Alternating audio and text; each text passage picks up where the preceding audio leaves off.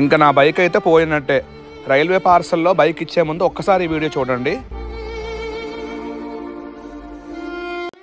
Hi friends, ఎవరైనా ట్రైన్లో బైక్ని పార్సల్ చేయాలి అనుకుంటే తప్పకుండా ఈ వీడియో మొత్తం చూడండి. అసలు ఏది తెలుసుకోకుండా మనం ట్రైన్లో బైక్ పార్సల్ చేయాలి అనుకుంటే చాలా ఇబ్బంది పడతాం. ఇప్పటి వరకు అయితే మనం కోయంబత్తూరు వరకు 2000 కిలోమీటర్స్ అయితే మన బండి మీద ట్రిప్ అయితే కంప్లీట్ చేసాం. కానీ మా ఫ్రెండ్కి సడన్గా హెల్త్ ప్రాబ్లం వల్ల మేమైతే ట్రైన్లో వచ్చేద్దాం అనుకున్నాం. కాబట్టి నా బైక్ అయితే రైల్వే పార్సల్కి ఇచ్చాను. నేను చేసిన తప్పు ఏంటంటే డైరెక్ట్గా రైల్వే కౌంటర్లో నేను రిసిప్ట్ తీసుకోకుండా బయట ఉండే కాంట్రాక్టర్తో నేను డబ్బులు మాట్లాడుకుని వాళ్ళకి డబ్బులు ఇచ్చేసి నేనైతే వచ్చాను.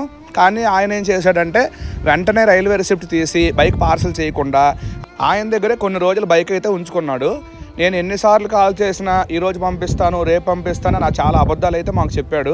ఆఖరికి మేము కోయంబత్తూరు వస్తాం, పోలీస్ కంప్లైంట్ ఇస్తామంటే అప్పుడు రైల్వే రిసిప్ట్ తీశాడు. సుమారు 8 రోజులు బండి ఉంచుకొని అప్పుడు రైల్వే రిసిప్ట్ తీసి నా బైక్ అయితే పార్సల్ చేశాడు.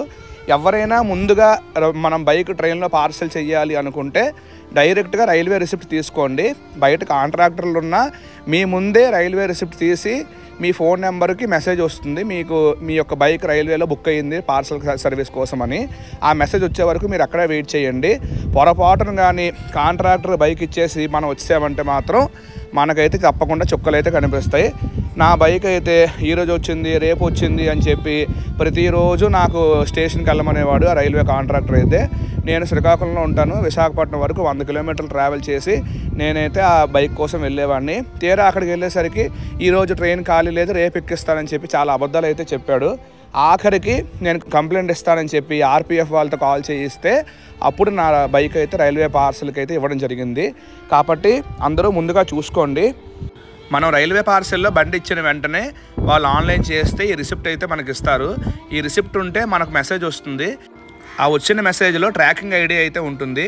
ఆ ఐడి వల్ల మన బండి ఎక్కడుందో మనం తెలుసుకోవచ్చు. ఆఖరికి 10 రోజుల తర్వాత నా బండి అయితే విశాఖపట్నం వచ్చింది. నేనైతే మొత్తానికి నా బండి అయితే పోయిందని చాలా బాధపడ్డాను. కానీ మేము బైక్ ఎవరికైతే కాంట్రాక్టర్కి ఇచ్చామో ఆయన అయితే చాలా మంచివాడు.